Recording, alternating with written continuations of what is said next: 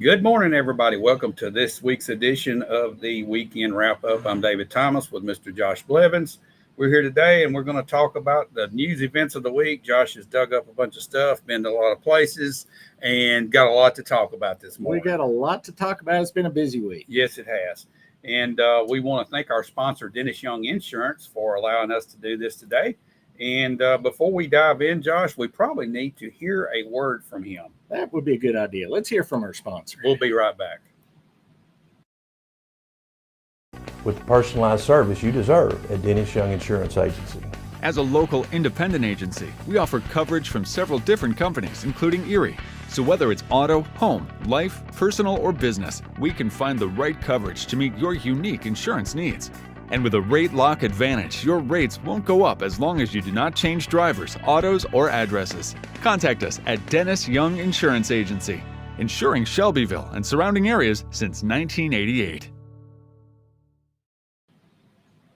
All right, welcome back to the Weekend Wrap Up. Josh, what do you got for us this week? I know you got a lot here. We had a lot go on, but before we get into really events that happened in the week, I'm going to jump right into the big story everybody's talking about in town, which is our upcoming Duxon electrolyte plant. Yes, so been a lot of chatter online, been a lot in the newspapers about that again this week. There's been a lot out on the street, too. A lot out on the street. I've gotten phone calls. I've had people. I was sitting at Pope's having breakfast one day this week. A guy walked in off the street and he said, "Did you hear that plant that those people that are bringing to town, that one of theirs in North Korea, it started on fire?" Yeah. I said, well, first, it wasn't North Korea, Yeah. and it wasn't the exact same people coming to town, Right. but there was a fire in a battery plant over there.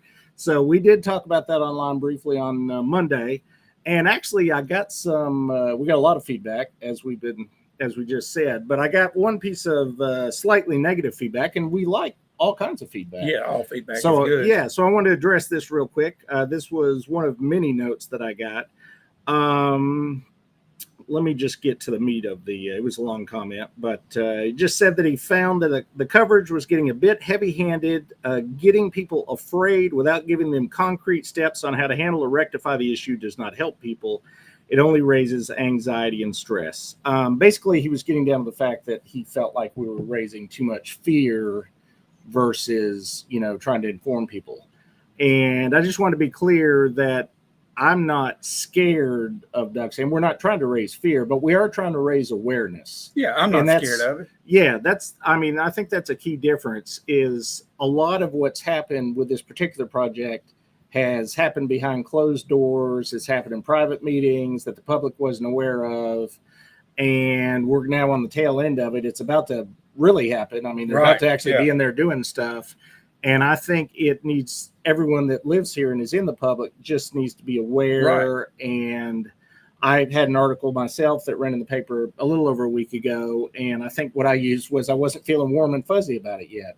And just, I'm not scared of it, but there's a lot of things that raise some concerns. And I think the public should know those things, be aware of what's going on, and hold their elected representatives responsible to make sure that their safety is taken care of. I look at all this and I don't have a real invested interest because I live 12 miles from the plant. Now, if I live next door or had a business next door, I would be watching every move. Right. Because it's my neighbor. Okay. So for their benefit, they need to know what's going on more than I do because I'm living across the county. Town. And I'm the same way. I don't live close to it, but I know people that live close to it. And as we've discussed, we got our hospitals right there. And there are other reasons that all of us in the county should have a little bit of concern. Tuesday, the Post ran an article that had a lot of quotes from Duxon, and they were kind of refuting some of the issues that was raised by the letter that was sent from our fire chief to the state fire marshal. And one of the lines in the article said, the state said it saw no reason for an additional review, but would conduct an inspection at a cost of $50,000 to $65,000. I find that just a little misleading. It's a lot misleading. The state didn't say that there was no reason to review it. The state said that they have a set at the state fire marshal's office. They have a set of hazard standards, and H1 and H2 they automatically review. Anything below that, 3, 4 down their list, isn't required to be reviewed. But in their conversations with the fire chief, they said, we understand your concerns and we kind of feel like this is not a bad idea to review this. Yeah. And publicly at the meeting, our city council asked our fire chief, do you feel like we need to spend this money to do the review? And he said, absolutely. This is not a what is it? A no reason review. We're not just throwing $50,000 of taxpayer money. Well, you got to look at this. This is sitting on property that's serviced by the city, right? And you have to have the water pressure test on the sprinkler system, which it failed that. Okay, yeah, so far. So that's a concern automatically. And the way the state said it, from what I read, Josh, you can correct me if I'm wrong, but they also had concerns. In that the way they framed in the conversation. Right. Yeah. Now they didn't. Yeah. And they've not. And that's kind of what we're waiting on. That's why we're not trying to raise fear or whatever. We're at this point, it's kind of a waiting game to see what the state fire marshal comes back with once they review the situation. But again, it's important that everybody stays informed, keep their eyes on it, and also that our elected officials follow up and stay on top of it and make sure that we don't bring anything into town that is a safety issue. Another thing that we heard from two different sources was that they've been being told by people in our partnership, unfortunately, that the finished product that's coming out of this plant is almost safe enough to drink. Almost is the key word there, Josh. I realize that it's called an electrolyte, but this ain't Gatorade. No, it's not Gatorade. No. Another term for electrolyte is battery acid. Right. So now this is not our old lead acid battery. So it's not literally the acid that's in the old battery. I'm not gonna mix me up an electrolyte cocktail. But we're gonna do just a little bit in the interest of form. We're gonna read a little bit. This is from the Duck Sand document that they submitted to the state to get their permits. We're just going to start going down. You want to hold that up for the camera so you can see you actually have a piece of paper that you we have an actual out? Piece of paper. We get that. This is from the actually I get this from TDEC, Tennessee Department of Environment and Conservation. It's not misinformation. No, we didn't make this up. I'm literally going to read it word for word. Okay. So this is just to kind of help people that maybe don't understand what the electrolyte product is. This is what it actually is. So, and this is in their words. Lithium-ion batteries are composed of four main parts: cathode, anode, separator, and electrolyte. The electrolyte is the medium that assists the movement of ions between the cathode and the anode. Electrolytes are a mixture of three different types of components: solvents, salts, and additives. Solvents are the main components in the electrolyte in terms of volume that make up 83% of the weight. Salts make up 12%, and the additives are 5%. The salts contain the lithium ions that are separated through a dissolving process in the solvents. The additives are responsible for adding qualities.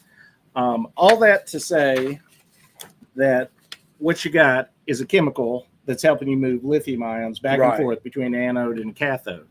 And we've got the list here of the chemicals, and we published months ago, back in January, some of the safety data concerns about those individual chemicals. And again, that's from the state permit. Yeah, that's what they submitted. I've got one of them right here. We're just going to go over one real quick. This is a safety data sheet that was submitted by Duck Sand to the state. This is, they abbreviate it as EMC. This is ethyl methyl carbonate. This is the primary solvent in their electrolyte. It's over 60% of their finished chemical involves this. Key ingredient right here. This is the major ingredient. It's more than half of the actual finished product. It's a flammable liquid. The signal word is danger. It's highly flammable liquid and vapor. You have to keep it away from heat, sparks, open flames, hot surfaces. No smoking. I wouldn't smoke around a flammable thing anyways. You have to use explosion-proof electrical, ventilating, lighting, and equipment. Non-sparking tools, protection against static discharge. Again, the vapor's flammable, the liquid's flammable. Protective gloves, eye protection, face protection, so on and so forth. Which I didn't bring that part with me. To fight a fire that was caused with this, they actually recommended you pour a bunch of sand on it to put the fire out. Right. So you're not going to be throwing water on this. That was not the recommendation, was not to use a stream of water. So a sprinkler system's not going to cover this fire. Well, there's other fire suppression in this building. It involves foam and stuff. We're not going to get into that. But just all that just to say that I wouldn't even pretend to drink the finished product coming out of here. No. If it's going to be 60%, and if that's the line you're using to try to push this on people, I'd say no.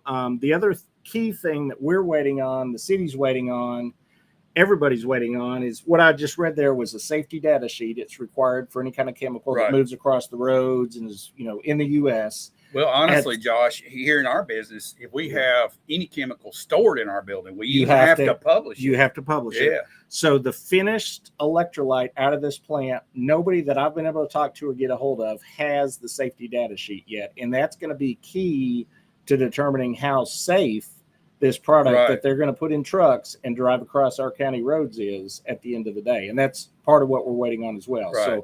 So we're waiting to hear from the state fire marshal what they feel about the production. And then we're also waiting for a safety data sheet on the finished electrolyte to see how safe it is. And I haven't seen it yet, but I'm going to bet you money I wouldn't drink it. So just saying, you mix 15 chemicals together that all have different hazard warnings, you're not going to get one that you're going to want to put in your cup and have with your coffee. Well, I'm just going to have mine black. Thanks, I'm going to stick Josh. with my coffee. So if you want more information on this, I would recommend reading the this week's Times Gazette. Had 2 really good articles, one written by our City Councilman William Christie, and then one an interview with City Councilman William Christie, kind of laying out the history of how this got brought into town and the amount of secrecy and closed door meetings and lack of transparency that was used in the process to get this to where it is today. And that, other than the safety, that's the other big concern about this project is, if it was such a great idea and so safe, why did we have to hide so much until the very last minute? Yeah. So, there would have been a lot more transparency if it was that great on the front end, I feel like. It's unfortunate that we're at the point where we have such a large building, 100,000 square foot building, almost complete now. It's ready to go. It's ready to go. Yeah.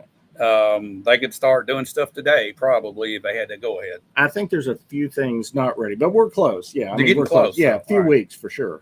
Yeah. So, here we are. Here we are. So we'll, as we always say, we'll stay on top of it. And as we get more information, we'll put it right out there. So we're not going to hang on to anything that we have that we're allowed to put out there. So we definitely will. So moving on to actual events that happened during the week. Tuesday at noon, we had the final city budget workshop and vote. No property tax rate increase, which we knew going into the meeting, but 2 things did happen at that meeting that were kind of unexpected by me, at least, because they were different than what we discussed the week before at the study session. The city council at the last second decided to give all city employees a 4% pay raise. Okay. The original budget that they were handed there to vote on was 3%. And there even was an attempt at the last minute to try to go all the way up to 5%, but that failed.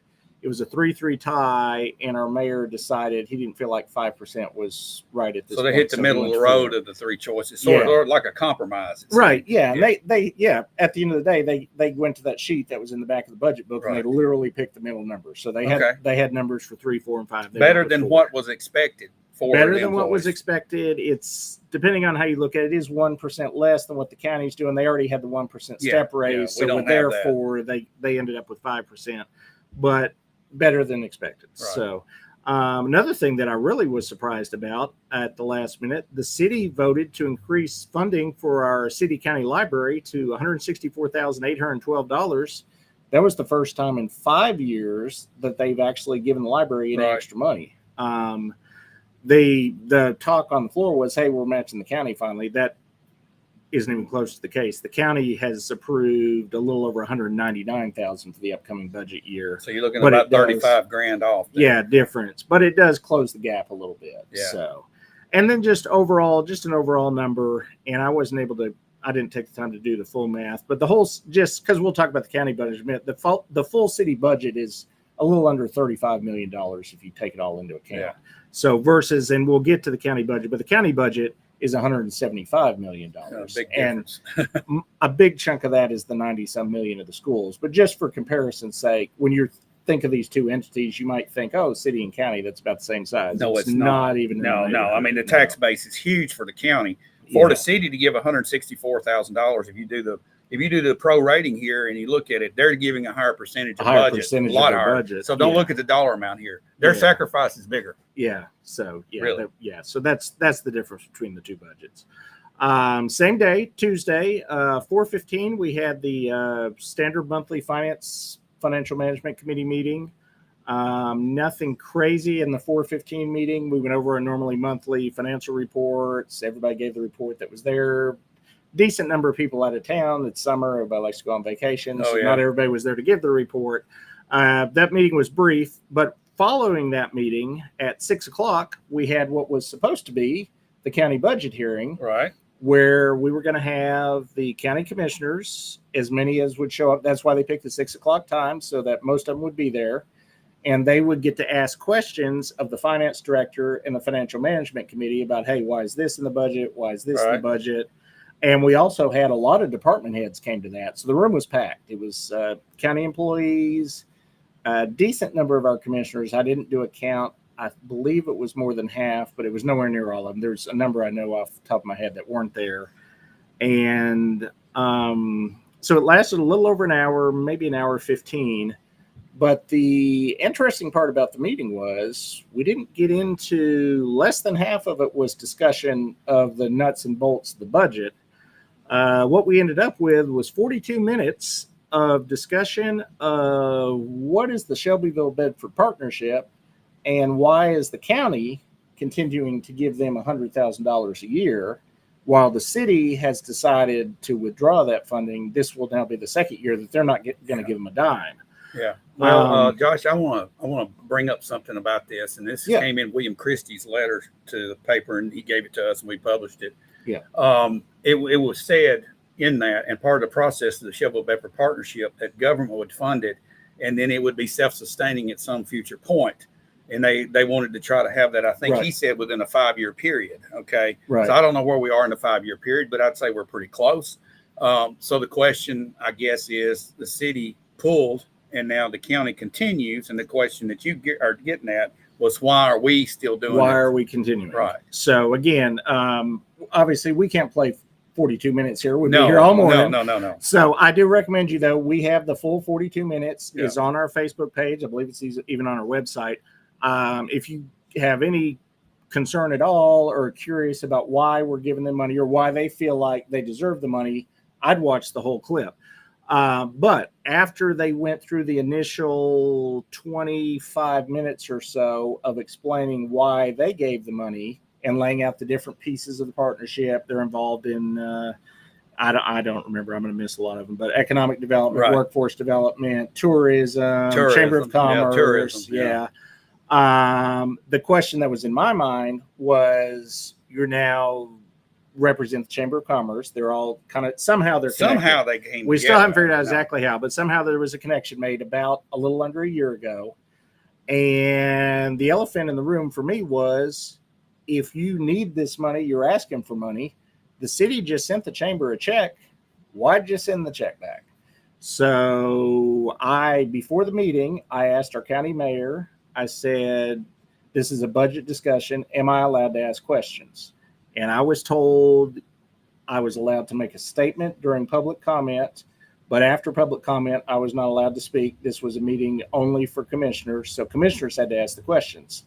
So I typed up my question on my phone and I handed it to our friend, Commissioner Eric Maddox. Right. And he asked the question of Mr. Hooper, why did you turn down a $5,000 check if you're looking to raise money and you're taking money from the county? Right. And this was a check for the chamber. This was a check written to the chamber. Not the partnership. This was not written to the partnership. It was a $5,000 check to the chamber that was then returned. The return letter was on partnership letterhead, though. It did not come back with a letter that said it was from the chamber. Right. The letter had the letterhead of the partnership saying, here's the money back.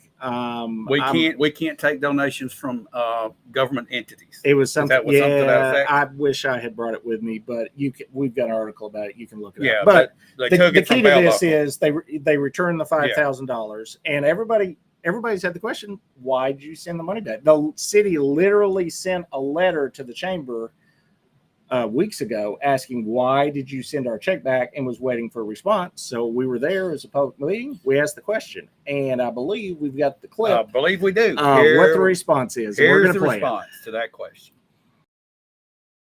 Let me get this straight. We're going to do some math right quick. You send me a check for $5,000 because you want to be involved in what the partnership stands for and what the partnership does. You send me a $5,000 check. because you want to show up at the chamber events. You want to come to the ribbon cuttings. Because last time we had that ribbon cutting and the governor showed up, and Commissioner Stuart McWhorter was here, and Pat Marsh was here, and Shane Reeves was here. I can give you the list. I got the photos of all the people that were touching the shovels that were proud that day. But you send me a $5,000 check because you want to be involved.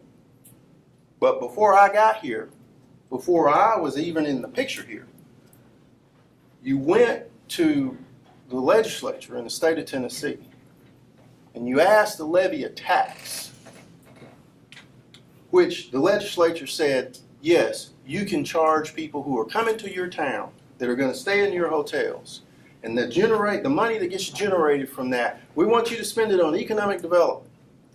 Yes, we will allow you to do that. Then you turn around and you take that money away from the chamber. You took that money away from the folks who have mom and pop shops, the leadership. You cut off the legs of the leadership that was helping your small mom and pop businesses. The people that you talk about every day that you want to help, the middle class. You took the leadership away from them because they didn't get anything done in the industrial park, according to some. Well, why didn't you just take a little bit back? It was just a little bit in the industrial park that wasn't getting done. But no, you didn't make a surgical strike. You didn't use a scalpel. You came along with an axe, cut the legs off the entire support for all of your local small mom and pop businesses. You took the $250,000 that you went to the legislature and you took it away from them. And then, when they didn't have the money to update their building and take care of their building, not only did you take their check from them, their livelihood from them, and stop supporting local businesses, then you took their building back from them. Now you want to ask to get back in the game for $5,000. I have no comment. Josh, what do you think? I'll go at it, David. First off, he's clearly very passionate about what he said, and not having been in a lot of meetings where Mr. Hooper spoke. If he was selling me something, I might buy it. He would be a good salesman. But a lot of the things he said there are his view of the historic events. And I've had some conversations with people on the city side of the equation who actually made some of those votes about the Chamber of Commerce. And I think there's a lot more that went on there than was laid out in that 3-minute clip. Just to be clear, the hotel motel tax, as he said, originally went to the Chamber of Commerce for the first number of years that it was enacted. At a certain point, the city government decided that they were concerned about how the chamber was spending that money. It very specifically had to go to two places. It had to go to economic development, and it had to go to tourism.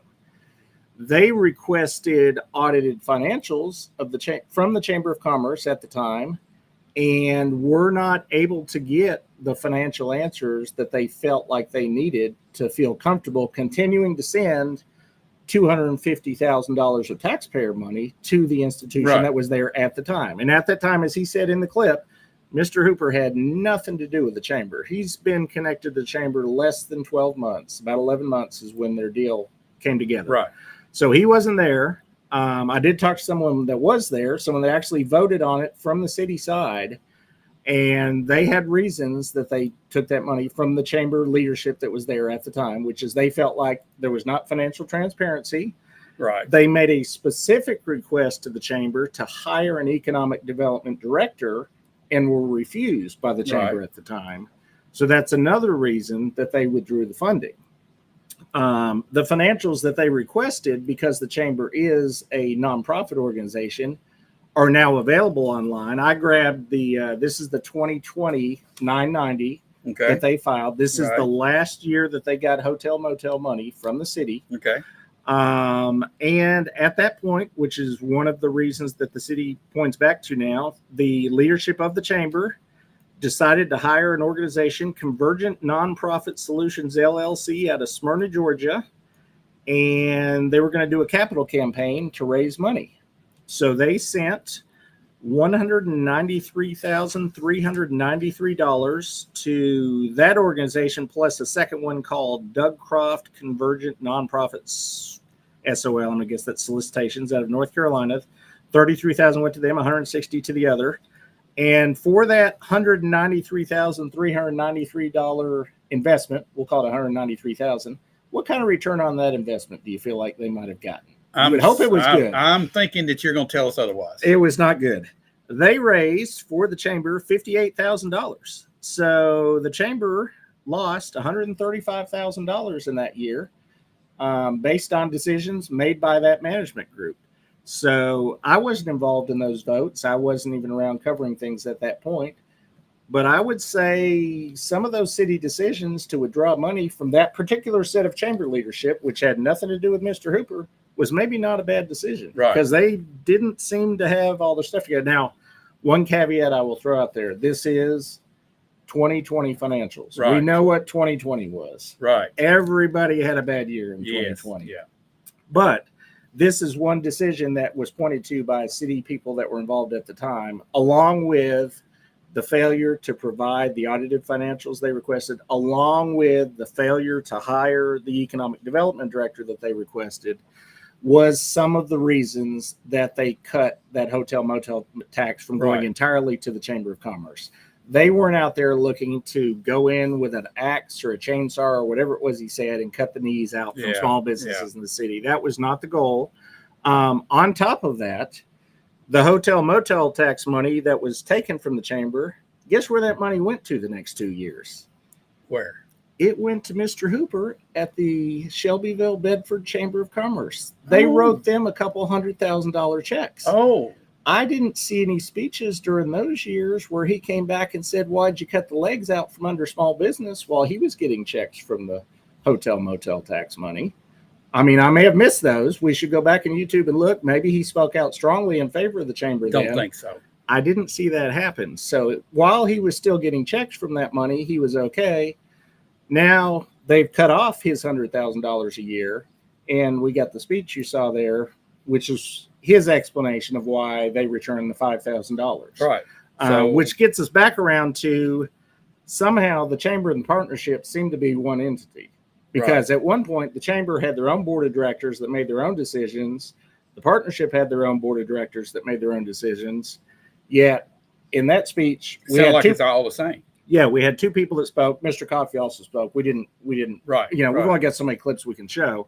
Both spoke out in favor of the decision, but both of them sit on the board of the partnership, not on the board of the chamber. Right. Prior to whatever this deal was that I've not been able to get hold of that they signed last year, that either combine the entities, one entity's over the other. I mean, it's all kind of fuzzy what's going on there. Now the city actually sent a letter requesting an explanation for the $5,000. And I think this is it right here.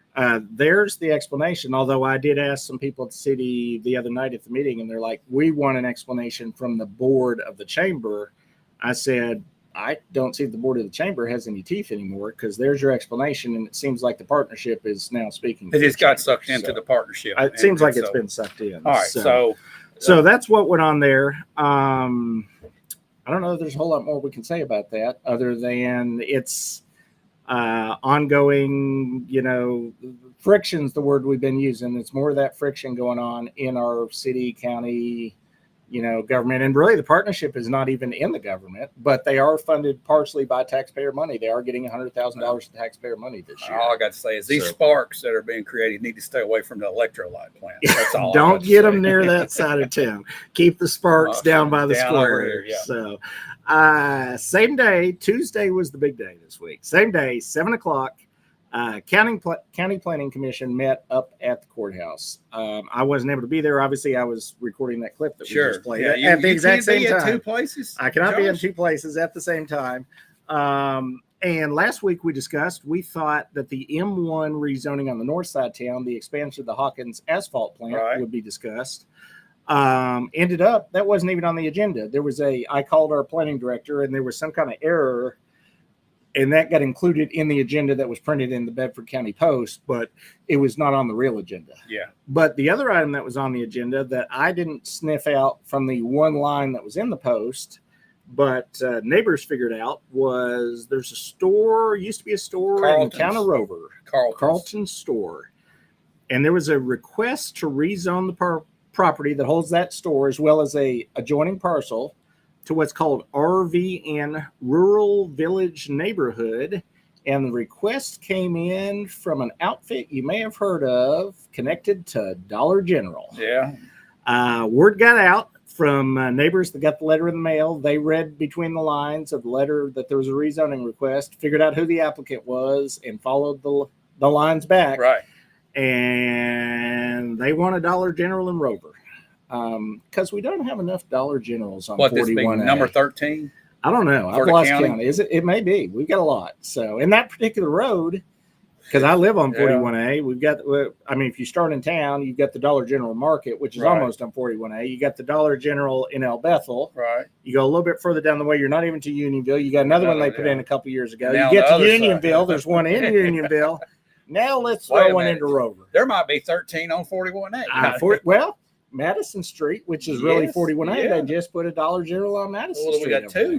there, We got two right here. There's in town, another one right on next to Madison. each There's two other. on Madison. So I don't 41A know. I seems don't to know, draw Josh. Dollar Generals. One thing I know this family, and that store has been sitting dormant for years. Right. Because, back in the day, back in the 60s and 70s, I mean, it was a hotbed there. Yep. That was the place everybody went to hang out.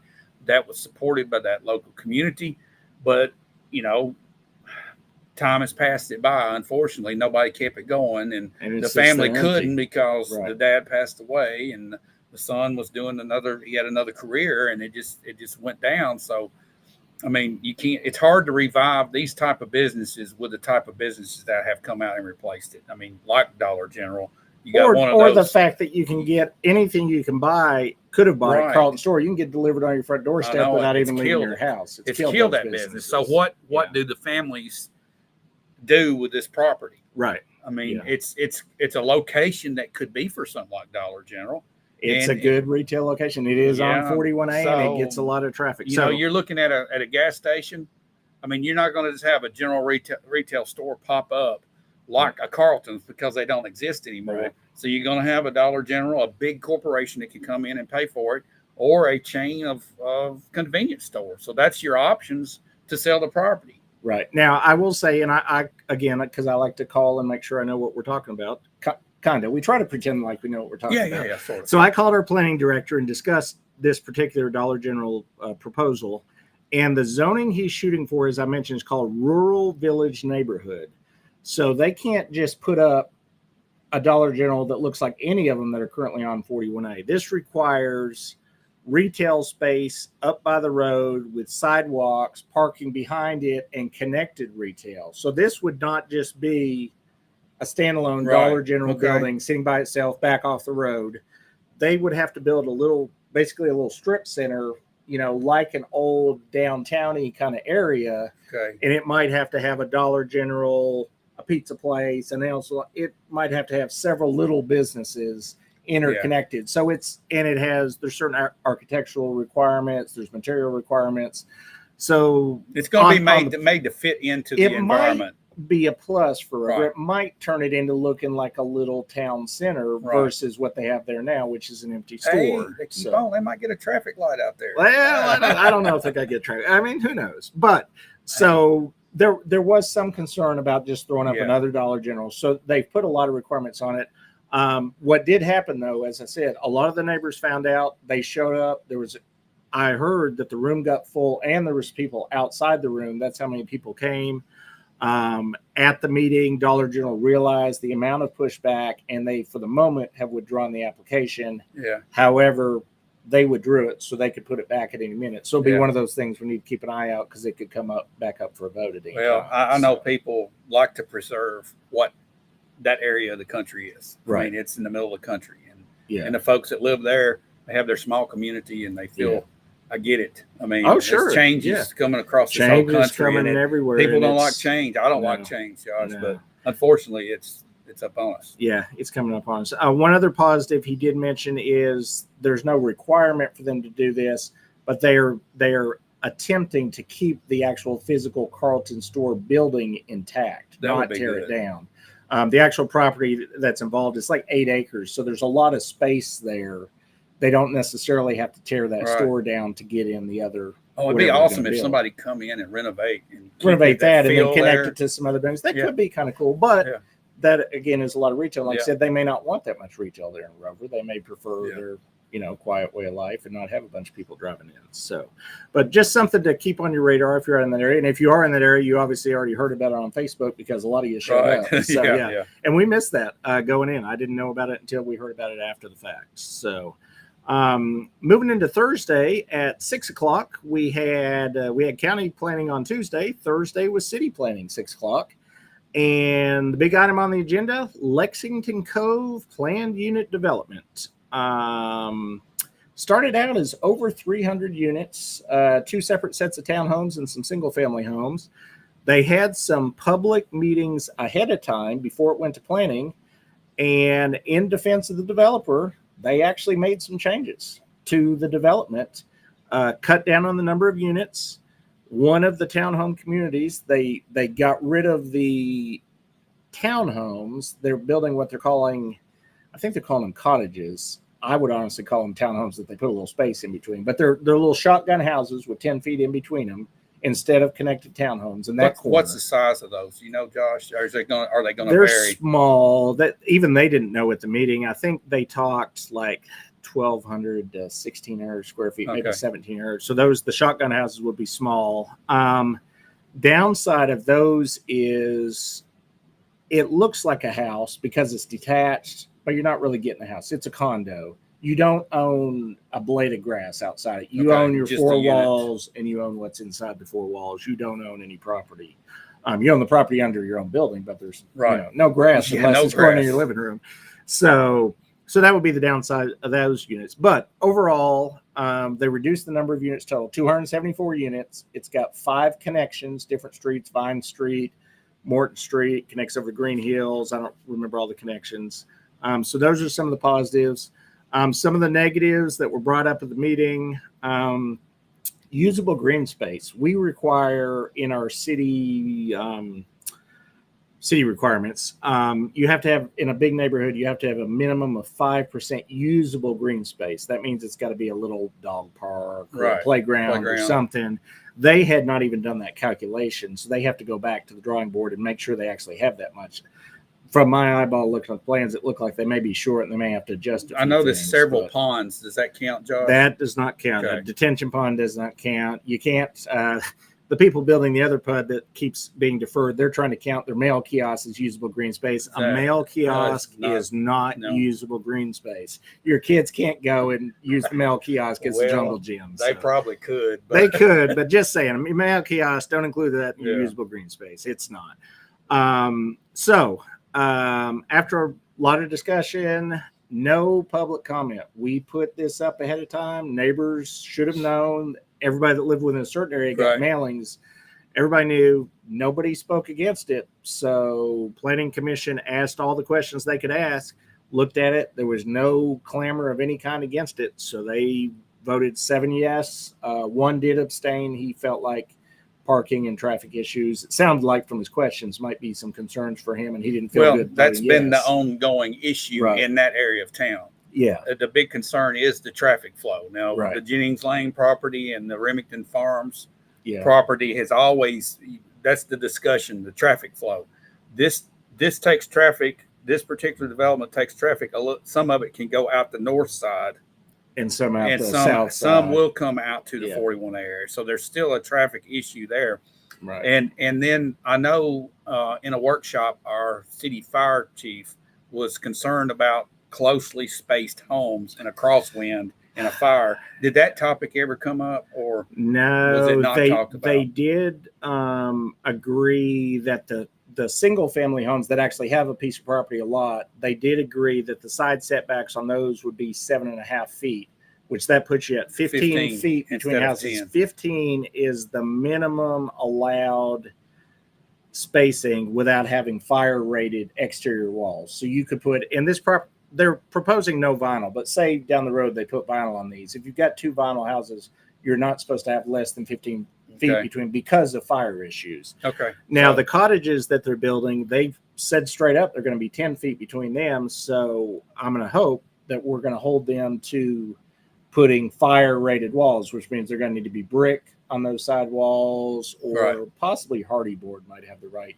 fire rating. But they couldn't just put up plywood with vinyl on it on the sides of those and have 10 feet across, because that is a fire hazard. Right.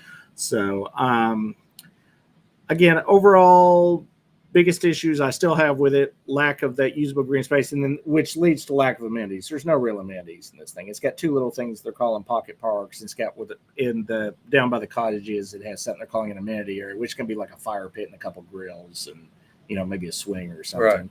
But you're going to have almost 1,000 people in there. You'd like to have some bigger spaces for kids to go out and play together, for families to gather and have a picnic and that. And they really didn't allow enough space for that. Back in the day, Josh, we I had what know. was called a backyard. I know. Well, now It's everybody no more stays in their backyard. house and they play video games. And that's where our TV, swing so. set was. Yeah. For crying out loud, some of us even had little baseball diamonds in our backyard. In the backyard. Well, we also have bigger backyards. I will say the Yes. other downside to this development is they're allowing 5,000 square foot yards. So you stick a house on 5,000 square feet, your backyard ain't that big. Yeah, you can weed eat out the window and get it all done. Exactly. If you choose to weed eat. Yeah. So that passed. One item that did get an unfavorable recommendation that I'd mentioned in a post last week, 904 and 906, I can never pronounce it, is Withorn Street, which is directly adjacent to Bedford Manor. Right. They were attempting to get it rezoned to R4, which would have allowed multifamily housing, 52 units in a pretty tiny space, like 3 or 4 acres. After some back and forth, the Planning Commission decided to send that unfavorable recommendation to the City Council. City Council will get the final decision, but both the city staff and the City Planning Commission have both looked at that now and said that's not a good idea in that location. If you look at the intersection there, there's a weird intersection that comes into it. Yeah. And it's not zoned for R4 right now. In our comprehensive plan, it doesn't even allow R4 there. It just all around seems like a bad decision. That intersection is an obstacle course. Yeah. It's been there that way since I was a kid. Right. We ain't got that straight yet. Yeah. And the developer's selling point was, hey, if you let me build all these things in here, I'll have to fix the intersection for you. But he's going to fix the intersection and then throw 52 units in there. I don't know if that's a good trade. Right in the middle of a curve there. Yeah. That's bad. So we'll see what the City Council says about it. And let me ask this, Josh. Yeah. Okay. We have the City Council that will make the decision on this. Yes. And we have a Planning Commission. We do. Okay. So obviously the Planning Commission's recommendation, favorable or non-favorable, we've seen how that's played out. What is actually the Planning Commission supposed to do, Josh? I know they look at the details of this, but it seems like to me that it's just is it to slow the process down? Just to throw an obstacle up? What do you think, Josh? Just your opinion on it. I think it's just another layer of review between the city staff and the council just to make sure that there's no conflicts maybe of interest with the city staff, that if somebody patted somebody's pocket maybe, which we hope never happens in government. That couldn't happen. But if somebody were to slide somebody some That money, would there's never happen, another Josh. layer that's checking in behind things. So I don't know that the Planning Commission is a bad idea. You are right, though. From what I've seen recently, whatever they recommend, the council generally goes. They does their thing. They pretty much go with it. So I don't know. It's another layer in there, another layer of government, which hopefully is helping us. So 2 other quick things that came up right near the end. We got another coffee shop approved. The site plan for the Dutch Brothers Coffee Shop got approved at that meeting. So everybody's excited about that. You can't ever get enough coffee, so they could start work on that site at any minute. 7 Brew though has been approved for months, and they've not done anything on their site yet. Power of suggestion. Yeah. So actually, here's my Southern Cup here Southern right Cup, here. So right. it's good stuff. So yeah. So, all right. And last thing that just kind of snuck through right at the end. Finally, we had activity on the Hampton Inn that we were promised quite a while ago. Right. I can't remember when the announcement was. It was September of last year. Last year. Yeah. They finally came to the city, and they've got their two parcels combined into one lot. Okay. So first step in the process. That's one step in the process has finally happened on the Hampton Inn. Next step will be they'll need to submit a site plan to the city to review. So there was at least progress. Everybody had wondered, I mean, it's been a long time, what was going on? Was it moving forward? Yeah. So we've had some forward movement on the Hampton Inn. Right. So we'll keep an eye on that. Later, same night, again, two meetings at the same time. I couldn't be at both. I went to planning, but up the hill, county budget voted on their final county budget for the upcoming year. No property tax rate increase. County employees get a 4% raise plus the 1% step raise, which gets them 5% total.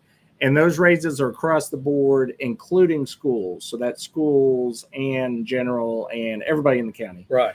Gets that raise. And as I mentioned earlier on, that's a $175 million budget. So it's a big budget. Right.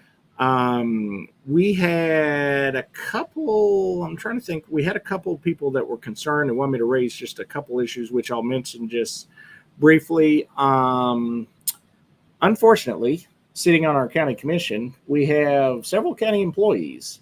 Right. So every time they vote on a budget that gives a raise, they're giving themselves a raise. Right. And just in general, my personal opinion, maybe yours, may not, I don't feel like we should have county employees sitting on the county commission.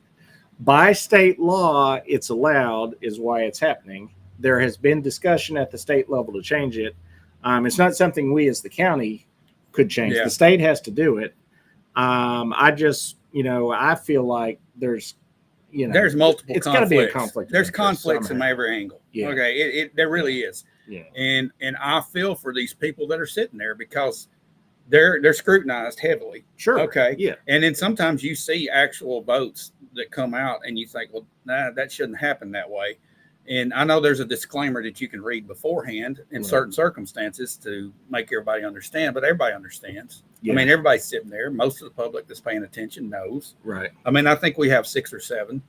Yeah, I've not done the math, but there's definitely several there, and nothing personal against them. I just feel like if you're going to work for the county, work for the county. Don't get on the commission and work for the people, because at some point your two positions conflict. Yes, absolutely. So, it creates a bubble of it's almost like it's closing off the citizens, to a degree. And what we got, 50-some thousand people in the county. We can't come up with 18 people that aren't county employees to sit on the commission. Do we need 18?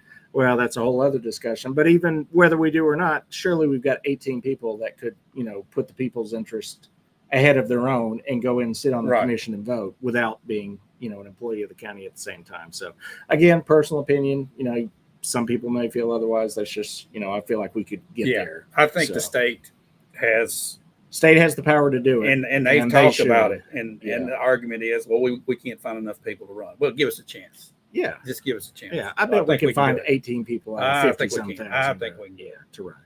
So that about wraps up what happened in the county, which is good because my clock is showing almost 10:50. So before we talk about what's coming up next week, let's hear from our sponsor perhaps one more time, Mr. Dennis Young Insurance, and we'll come back and wrap it up.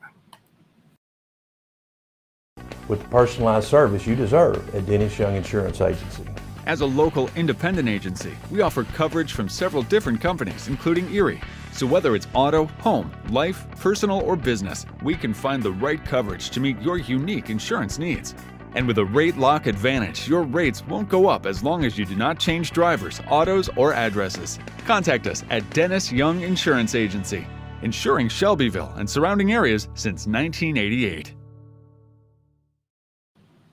All right, welcome back in here. Josh, it's time to wrap this thing up. It looks like we have a light week coming up with a holiday. It's a holiday week this week, and knock on wood, it's going to be a quiet week because every time we think it's going to be a quiet week, something comes out of left field and it's not a quiet week. But the plan is for a quiet week, only one meeting on the agenda, which is the city meets for their study session Tuesday evening, July 2nd at 6 o'clock at the Old Chamber of Commerce building. And number of things on that agenda. The couple things that we just discussed that came out of planning, this will be the first time that the council will discuss them. That plan unit development, the Whitthorne Street, as well as a number of other things of whatever's on city business coming up. Right. So that'll be at the study session.